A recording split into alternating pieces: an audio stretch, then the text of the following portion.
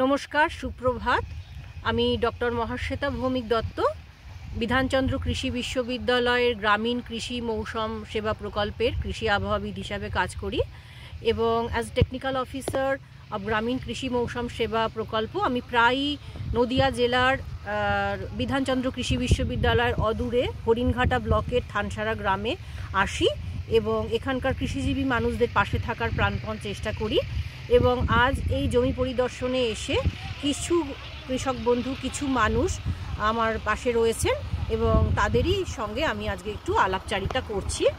এবং আপনার নামটা বলুন। আমার নাম শ্রী আশুতোষ মণ্ডল, নদিয়া জেলার হরিণঘাটা ব্লকের থানসারা গ্রামের একজন প্রগতিশীল কৃষক। আচ্ছা, এই মুহূর্তে আপনার জমিতে কি কি ফসল আছে? ধান আছে, ওল আছে, গোলাপ আছে, পটল আছে, তিল আছে। বিসিকেভি থেকে প্রচারিত এবং প্রসারিত যে ওয়েদার বুলেটিন, আবহাওয়াগত কৃষি পরামর্শ, হরিণঘাটা ওয়েদার গ্রুপের যে হোয়াটসঅ্যাপ গ্রুপ আছে, সেটা আপনি কি ওটা নিয়মিত ওটা দেখেন? অবশ্যই দেখা হয়।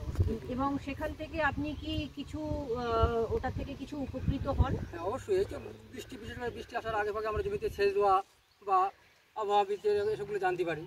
স্প্রেইং করবেন কি করবেন না, করব কি করব না, ফসলটা কাটবেন কি সেইভাবেই আমি সতর্ক আগে একটু সতর্কতা ডিসিশন নিতে পারেন।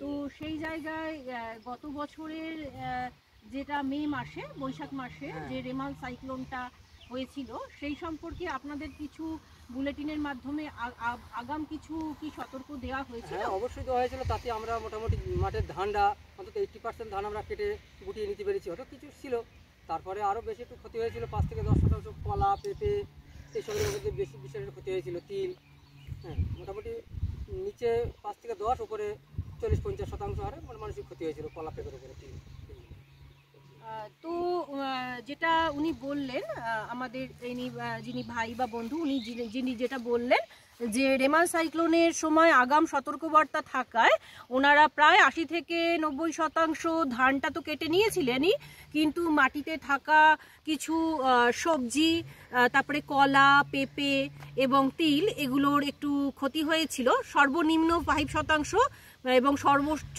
40 থেকে 50% ক্ষতি হয়েছিল। তবু সার্বিকভাবে 100% ক্রপ লস এনাদের কারোরই হয়নি এবং বিশেষত ধানের ক্ষেত্রে প্রায় 80 to 90% ফসল কাটা হয়ে গেছিল এবং কিছু কিছু জমিতে পাট ছিল, সেটাতেও জলটা খুব উপকারী হয়েছিল। তো এই জন্য আপনি আপনাদের তরফ থেকে আমাদেরকে কিছু বলতে চান যে আপনাদের যেটুকু আপনারা মানে ইয়ে হয়েছেন বলি বলতে, যেভাবে আপনারা পাশে আছেন এইভাবে আমাদের পাশে থাকবেন, এইভাবে আবহাওয়া দপ্তর বুলেটিনটা আমাদের পাঠাবেন, তাহলে আমরা উপকৃত হব, আমরা আগে থাকতে সতর্ক হতে পারবো। এই আর কি, এটুকুই আমার।